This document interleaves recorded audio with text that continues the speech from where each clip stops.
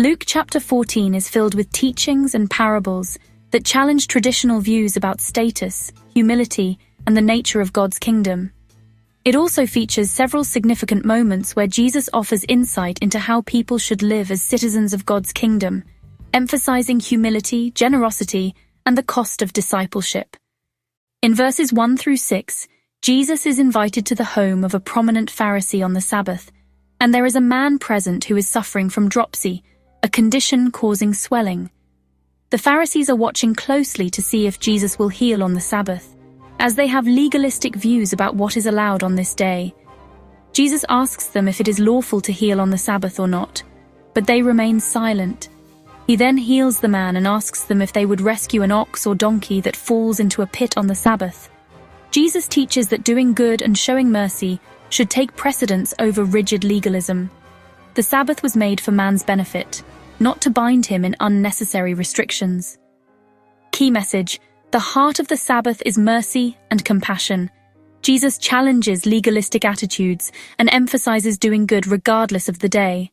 In verses 7 through 11, Jesus notices how guests at the Pharisees' dinner are competing for the best seats of honor.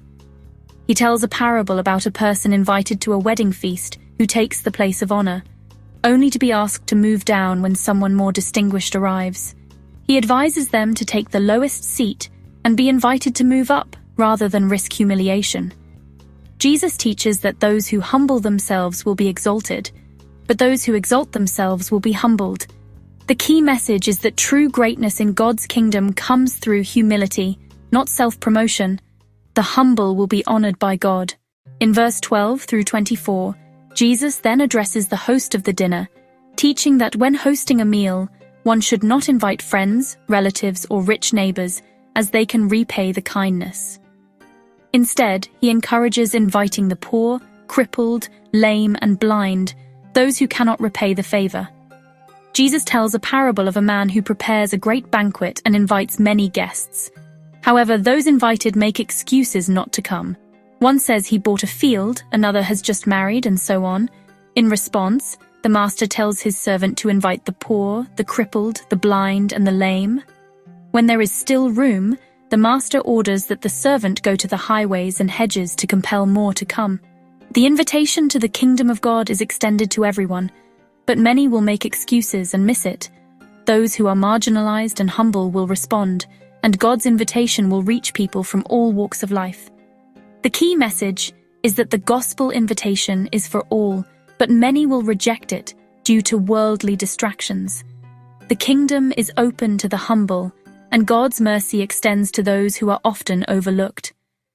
In verses 25 through 33, we have large crowds are following Jesus, and he turns to them to explain what it truly means to be his disciple. He says that anyone who wants to follow him must prioritize him above family and even their own life. Discipleship requires complete commitment, even to the point of carrying one's own cross.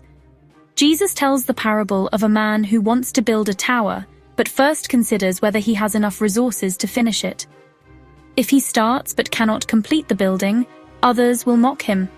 Similarly, Jesus advises counting the cost before becoming his disciple, to avoid starting but not finishing the journey. Jesus also compares discipleship to a king who goes to war and must carefully assess if he has enough troops to win. If not, he must seek peace.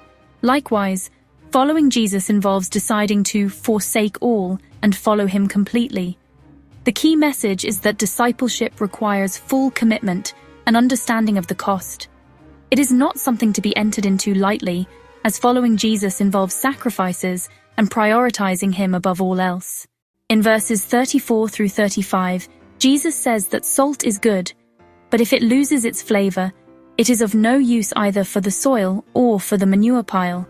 It is thrown away. Jesus ends by saying, "Whoever has ears to hear, let them hear." The key message is that disciples must maintain their distinctive qualities and effectiveness in the world. Just as salt is essential for flavor and preservation, Christians are to influence the world by living according to God's values. There are 4 key themes in Luke 14. 1. Jesus teaches that true greatness in God's kingdom is marked by humility, not pride. The parable of the guests and the warning against seeking honor shows that those who humble themselves will be honored by God. 2.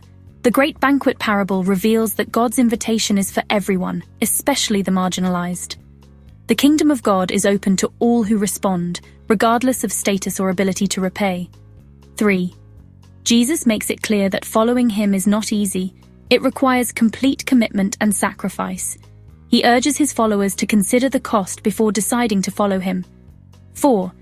Just as salt is meant to add flavor and preserve, disciples are meant to influence the world by living according to God's values. Losing this influence makes them ineffective in fulfilling their purpose. Luke 14 is a chapter rich in teachings about humility, sacrifice, and the nature of discipleship. Through parables, Jesus challenges you and I to examine our attitudes toward wealth, status, and the kingdom of God. He invites all people, especially the marginalized, to come into God's kingdom, but also warns that following him requires serious commitment and sacrifice. Ultimately, the chapter emphasizes that being a disciple of Jesus is not about earthly recognition or comfort, but about humble service, self-denial, and a wholehearted devotion to God.